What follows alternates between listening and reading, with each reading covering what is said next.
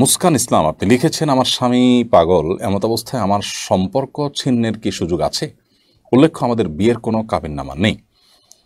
বোন মুস্কান, আপনার স্বামী যদি বিকৃত মস্তিষ্কের মানুষ হয়ে থাকেন, মানসিক অসুস্থ হয়ে থাকেন এবং তার চিকিৎসা করবার তেমন কোনো সুযোগ নেই বা চিকিৎসায় সুস্থ হওয়ার সম্ভাবনা না থাকে, তাহলে অবশ্যই আপনি তার সাথে সম্পর্ক ছিন্ন করবার উদ্যোগ নিতে পারেন। যদি ব্যাপারটি এরকম হয় যে আপনি তাকে এই অবস্থা বিয়ে করেননি, পরবর্তী অসুস্থ হয়েছেন এবং অসুস্থ থেকে সুস্থ হওয়ার কোনো সম্ভাবনা নাই, তাহলে সেক্ষেত্রে আপনি সম্পর্ক ছিন্ন করবার উদ্যোগ গ্রহণ করতে পারেন। সে রাইট আপনার আছে, বিশেষ করে যদি আপনি ক্ষতিগ্রস্ত হওয়ার, বিপদগ্রস্ত হওয়ার তার মাধ্যমে আশঙ্কাতে করেন, তাহলে সেক্ষেত্রে এরকমটা আপনি করতে পারেন। তবে যদি আপনি সবর করে থাকতে পারেন, তার সেবা করেন, তার শুশ্রূষা করে, তার চিকিৎসা করে, তাকে আপনি ট্রিটমেন্ট করে ভালো করার চেষ্টা করতে পারেন, সেটা অবশ্যই একজন নেককার স্ত্রীর গুণ হিসাবে বিবেচিত হবে এবং এটা প্রশংসনীয় হবে। যদি আপনার সে সুযোগ থাকে, আপনি অবশ্যই সেটি করাটা অধিকতর উত্তম হবে। পুরো পরিস্থিতির আসলে কি, তার উপর নির্ভর করবে যে আপনার কি করবেন বা করবেন না।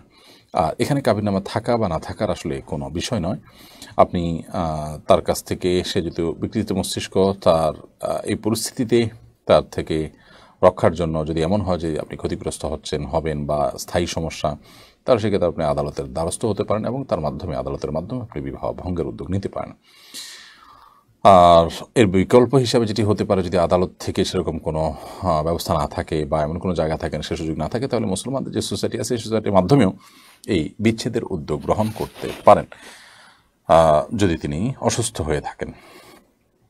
ফয়জুল্লাহ লিখেছেন,